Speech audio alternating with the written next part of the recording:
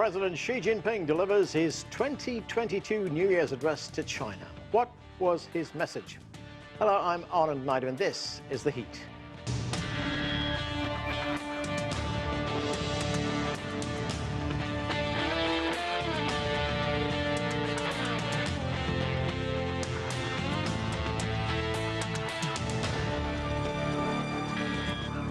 As New Year's celebrations take place around the world, China's President Xi Jinping has addressed the Chinese people. He reflected on what China achieved in 2021 and looked forward to what can be accomplished in the future. We begin with this report from Beijing. Xi Jinping called 2021 a year of exceptional significance. China has met its first centenary goal to become a moderately prosperous society. It's now advancing towards the second centenary goal to become a modern socialist country by 2049, the 100th anniversary of the founding of the People's Republic of China. 两个100年奋斗目标，历史交汇。我们开启了全面建设社会主义现代化国家新征程，正昂首阔步。 行进在实现中华民族伟大复兴的道路上。China eliminated extreme poverty in 2021. Xi Jinping attributed this to the Communist Party of China and the Chinese people. He also said this is a contribution to the world. 经过一代代接续努力，以前贫困的人们，现在也能吃饱肚子。 穿暖衣裳，有学上，有房住，有医保。 In July 2021, the CPC celebrated its 100th anniversary of founding. Xi Jinping, who's also the General Secretary of the CPC Central Committee, called on the party and the people to forge ahead towards China's development goals. The president also highlighted China's progress in environmental protection, space exploration, and the fight against COVID-19. Looking ahead, he called for global solidarity in fighting the pandemic. 我们将竭诚为世界奉献一届奥运盛会。世界期待中国，中国做好了准备。 With just about a month to go to the Beijing Winter Olympics and the Paralympics, Xi Jinping said greater public involvement in winter sports contributes to the Olympic movement, and China is ready to host a spectacular games. The president also extended his greetings to the nation and the Chinese living overseas. To discuss all of this, joining me now from Beijing is Victor Ga. He is chair professor at Soochow University. Also joining the discussion from Beijing is Zoon Ahmed Khan. She is a research fellow at the Center for China and Globalization. With us from Maryland is Sourabh Gupta. He is Senior Asia-Pacific International Relations Policy Specialist with the Institute for China-America Studies. And joining us too from Oregon is Liang. She is a professor of economics at Willamette University. Welcome to all of you to the show, and Happy New Year to all of you. Great to have you with us. Victor, let me start with you. President Xi Jinping, in his speech, in that address, said that 2021 was a, quote, a year of exceptional significance for China. And he talked about China's goal now of building towards a modern socialist country. Before we look ahead to 2022, how big a year was 2021 for China? Thank you very much for having me. Happy New Year. I think President Xi Jinping did give a very outstanding and milestone speech in his New Year speech last night. First of all, he summarized all the major achievements that China made in 2021, and he also forecasted into 2022 and beyond. I think China did have a very solid record for 2021 in terms of dealing with the pandemic, in terms of eliminating abject poverty in China, and also in terms of achieving what we call Xiaokang society, that is what we call the moderately prosperous society for the Chinese nation. Now, all this is extremely important for the Chinese people. I think President Xi Jinping really wants to give inspiration and assurance to the Chinese people. We are on the right track. We can deliver results. And also, his speech sounded like a personal fireside chat to the Chinese people. President Xi Jinping wanted to relate to each of the 1.4 billion Chinese people, and I'm sure the national audience can also relate to the president when he used very colloquial terms, very simple language in expressing very important messages to the Chinese nation. I think his style, his personality, and his way of looking at Chinese achievements over the past year and looking forward into the future will set the tone for the Chinese nation and the country in this year, 2022, and years beyond. Zoon, you know, Victor was talking there a moment ago about China's goal of becoming a moderately prosperous society. Well, in achieving that goal, China has also eliminated extreme poverty. How much do you think is that of a motivation to other countries in the developing world, countries that are also battling poverty? Thank you, Anand, and a very happy new year to you and the viewers. I personally see that I'll take forward what Victor Gao was talking about, how this message is really talking essentially about to the people of China, and the fact that he's acknowledging those unsung heroes, those that contribution made by ordinary people. And I think this is the heart of China's development, and that is what is inspiring for developing countries. So first of all, China's development, China's way forward, and China's success has been about problem solving and engaging their society. And it's been about understanding their own unique circumstances, history, culture, what is required, what is possible. And this is something important for developing countries, because a lot of times developing countries are copy-pasting foreign models, and they conceive themselves in this endless waiting room of history, as if they have to become like a Western or more a different society that they look up to for some reason.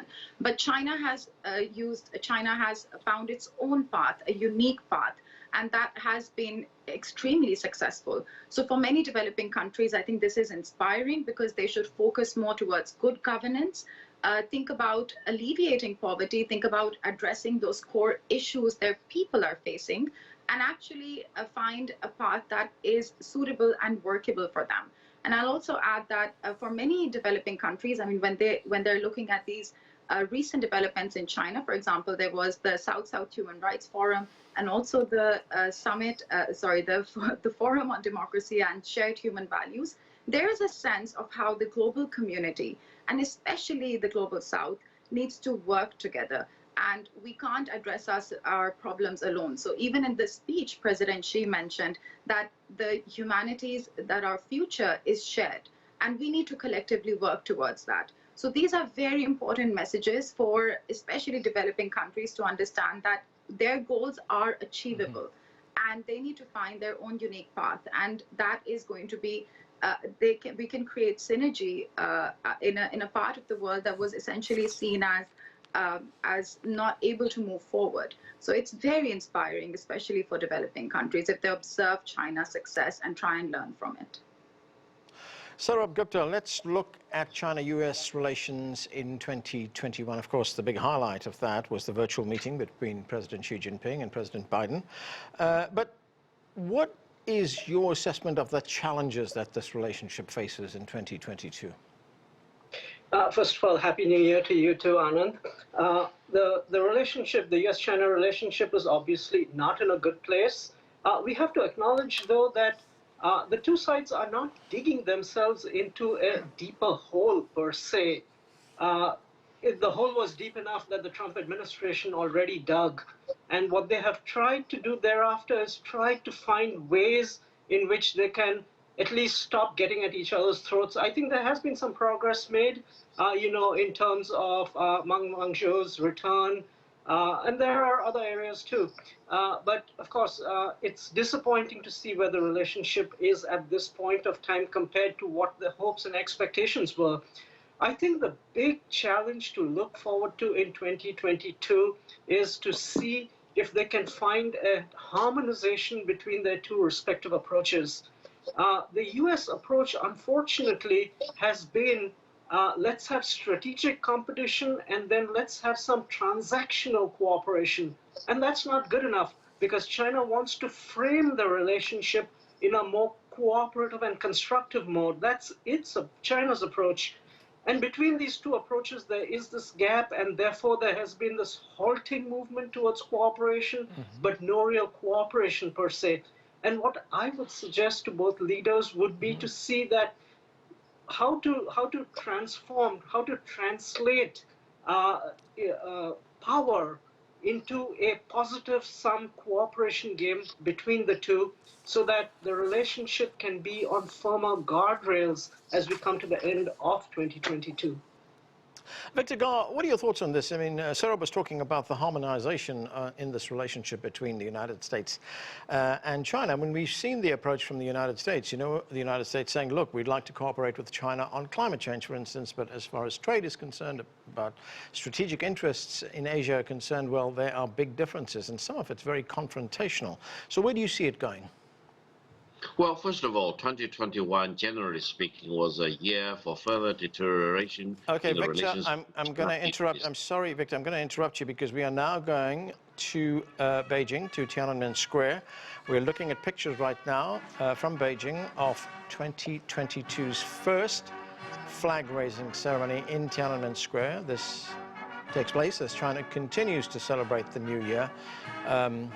What we are watching, of course, is very traditional. A very traditional ceremony in China on New Year's Day. This is in Beijing. Victor, while I have you, what can you tell us about this tradition?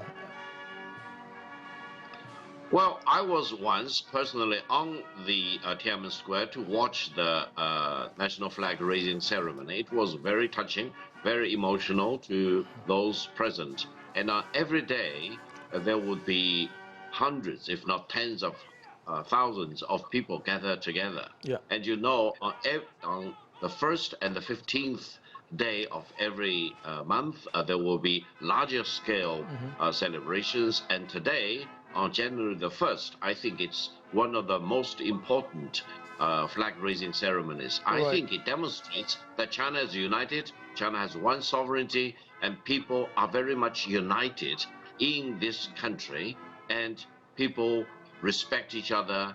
And I think watching the flag-raising ceremony really instills a high level of patriotism among the people, on the spot as well as watching through internet and television. Okay, Victor, thanks for that. Well, let's get back to my original question. And where do you see the relationship between Washington and Beijing go in the coming year? Well, first of all, 2021 really saw a lot of deterioration in China-US relations, despite of some improvements. I think 2022 may be even worse, mainly because of the midterm election. We do not know what will be the result, whether the current administration will be a lame duck presidency very soon. And we do not know what will be the process and the outcome of the 2024 presidential election. So I would say in the coming few years, China-US relations may go through further strains. However, personally, I'm optimistic about the midterm and longer-term prospect of China-US relations. Why? Because we know for sure, and no one can stop this, within 10 years, the overall size of the Chinese economy will surpass that of the United States. And in a matter of time, I hope decision makers in Washington will come to terms not only with the imminent prospect, but with the reality of a larger China. They need to frame their international relations and geopolitics on the precondition that China is here, China is a larger economy than that of the United States, and the United States and China need to deal with each other, we need to get along with each other. Fundamentally, the U.S. decision maker need to come to terms with the fact that China does not want to be an enemy of the United States, and the Chinese people are not enemies of the American people. This is the most important message, I think, for the Chinese people as well as for the American people. For those decision makers in Washington who really want to deal with China as an enemy, they cannot be constructive. They cannot achieve their goal. Right. I'm a firm believer in the inevitable peace between China and the United States. I'm completely in rebuke of the theory of so-called destined for war between China and the United States. If no one can reconcile these very opposing views, I think the world is in trouble. So China-US relations is not only important for China and the United States, it's very, very important for the whole world. Yeah. Okay, let's go to Yan Liang, who is in Oran. Yan Liang, great to have you with us. Let's talk about the Chinese economy in 2021. How well did it perform, and what's the outlook for 2022? Good to talk to you, Anand, and Happy New Year to you. So I think, yes, China has achieved a lot in the past year, or the year of 2021, despite all the difficulties and challenges. So in the economy, China's economy continued to rebound and had a pretty healthy and solid recovery so far. The median forecast of 2021's GDP growth rate now registered at 8.2%. So it would be one of the major economies that grew at such a fast speed.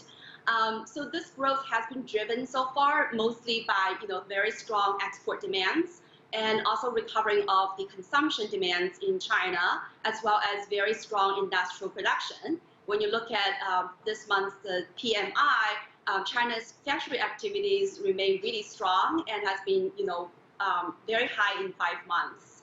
So I think China's economy is going to continue to forge ahead, despite all the headwinds of COVID, supply chain disruptions around the world, regulatory changes, and so on.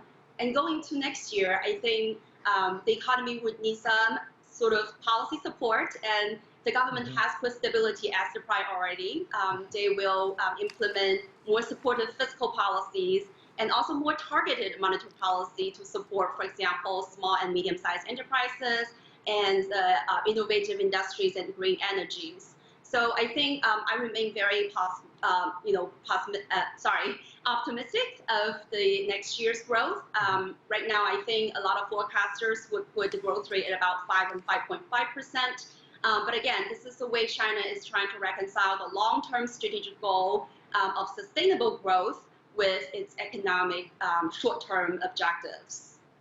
One other thing, Yan Liang, and that is we did see during the past year the problems that not just China, but most countries around the world had with the supply chain. And we know that China, of course, is a key link in this global supply chain. Do you see that overcome very quickly in 2022? Right. So I think China's supply chain has been very resilient, largely thanks to the large production networks within the country, and also China's ability to contain the COVID virus. So that really contributed to the resilience of the global supply chain. Now, one of the bottlenecks, of course, was the semiconductor shortages, and many experts would predict that these shortages would continue to extend into the middle of 2022, despite being less restricted, less severe. So I think China will continue to play a very important role in terms of building industrial products, and in terms of supplying the world with very important industrial output and services as well. So I think China is playing a very significant role in both stabilizing supply chain at home, but also abroad. Zoon Ahmed Khan, President Xi Jinping, in his address, he also discussed China's role in battling COVID, the pandemic, and China's efforts across the globe to combat that by providing vaccines. He talked of the importance of unity, solidarity, and cooperation going forward. How do you see China's role going forward, in combating this pandemic, in bringing it under control? Anand, let's firstly talk about also China's role so far. So these are the latest numbers that about 372 billion masks have been provided worldwide by China, 4.2 billion protective kits, 2 billion doses of COVID vaccines. Let's also see that as soon as during these 2 years, the first supplies and technical assistance coming to developing countries especially was from China. So China has indeed played a very proactive and positive role in helping countries deal with the situation that they were caught in. And I think moving forward, China can now, for instance, in FOCAC and other conversations with developing countries, even through the Belt and Road Initiative, for example, it's about building the self-reliance of countries. So one of the things in the coming months or years that we can probably think about is how developing countries especially can start producing their own vaccines, and this is something China can play a very important role in. The other thing is that making sure that despite COVID, countries are able to still work on their economies and focus on their goals. They have all been affected pretty severely by the situation. And we see that through the BRI, various projects are still ongoing. And I think this is also helping countries battle the situation that they find themselves in. So China is promoting very positive multilateralism through the WHO and other mechanisms. And countries are learning a lot from China's example. So this is a role that China has played, as opposed to other very developed countries that didn't step up when there was a need. And there still is a need. The virus is evolving. People are scared. So many have lost their lives. So this is something where China is constantly engaging countries and constantly trying to its best level and to the most significant level globally, helping deal for many countries. Okay, it certainly is evolving, the virus. Sourabh Gupta, one of the few areas where China and the United States did make significant progress was on climate change. We remember the COP26 conference. Both countries agreed at that conference to boost climate cooperation over the next decade. What kind of a signal do you think that sent to the world? Oh, I think it sends an important signal not just to the world, but it also sends a very important signal to the United States. The United States is the one which says, okay, we can cooperate in certain areas, but has kind of framed it in on very transactional terms. And China is saying, you know, we can play ball. We are two big emitters, but we also have very big ambitions, both of us. I mean, in terms of at least the Biden administration on climate change. And we stand ready to work with you. And I think the main topic of cooperation in Glasgow between US and China was in terms of methane emissions. But of course, it can be broadened out. You know, China is the hub of many new economy and renewables manufacturing. The supply chain runs through China. China has a lock on that supply chain, frankly. And in a way, China is signaling, just like you have a semiconductor supply chain on which you hold the key elements of control, we, in a way, also hold the key elements of control on large capacity battery supply chains and all. Let's work together on core technologies, and this really can be a positive sum win-win equation for both countries. Okay, we just have a few minutes left, and I want to get to the Olympics. Victor, Beijing, of course, will be hosting the Winter Olympics. That's in just a couple of months. In fact, China will then become the only country to host both the Summer and Winter Olympics. How significant is this for the country? Well, we are very much eagerly waiting for the Beijing Winter Olympics, which will take place in about 1 month from today. And I think it will be one of the best Winter Olympics for the whole world. And I think in the internet age, you do not need to really make yourself physically available in Beijing to watch the game. You can stay anywhere in the world to watch the presentation of the Winter Olympics. In that sense, especially because it will take place still during the pandemic, I think by invitation only will be a very important thing. Now, those countries which practice the so-called diplomatic boycott is really barking at the wrong tree, because I think fundamentally the Winter Olympic belongs to mankind as a whole. It belongs to the Chinese people, but it also belongs to the American people. And I'm sure the American athletes will excel, and I hope US policymakers and decision makers will cheer the great performance of the American athletes, whether they are on spot in Beijing or at home or in their offices watching television.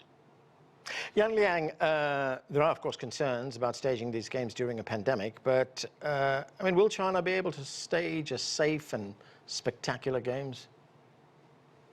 Yeah, I think President Xi struck a really confident note that China is ready to present a great Olympic game in a safe and secure environment. So there have been a lot of protocols put in place. For example, the athletes would need to have the vaccinations and they have to be tested negative, and there will be also closed loop monitor and monitor management. So I think all of this would help to secure that the athletes will be able to perform well and to present a great Olympic game. Zoon, you wanted to say something. Go ahead. I'll just add that in the end, the Olympic Games are an opportunity.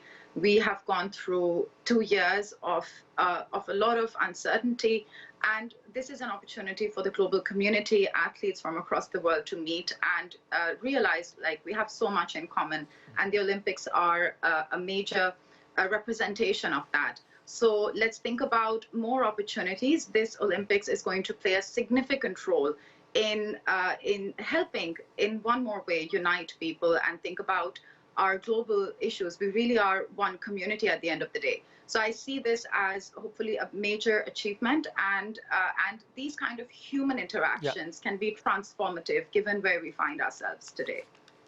Sourabh, I've got just about a minute left, but Victor was talking a moment ago about the diplomatic boycott, which is being staged by some countries. Do you see this as part of a larger US effort to pressure China, even at the risk of politicizing sport? Oh yeah, absolutely. And unfortunately, I think that's the current, which is not just in the United States, but in many Anglo and Western countries. But again, as Victor said, and I very much agree with him, that the U.S. over the long term, the U.S. and China will be able to stage a peaceful relationship. It is in their larger interest to do so. And we also have to remember, first-term Democratic administrations have not been very forthcoming in the U.S.-China relationship, be it Clinton 1, be it Obama 1. But Clinton 2, Obama 2 saw great depth in U.S.-China and constructive ties in the relationship. I am hoping that even in this new paradigm of ties, if Biden administration can be reelected, and remember, incumbency really helps the incoming president, there is a real opportunity to set those guardrails and to set a framework for constructive coexistence going forward. And that is where we have to leave it. Thanks to all of you for being with us, and thank you to all of you for watching. Happy New Year to everyone, and we will see you in 2022.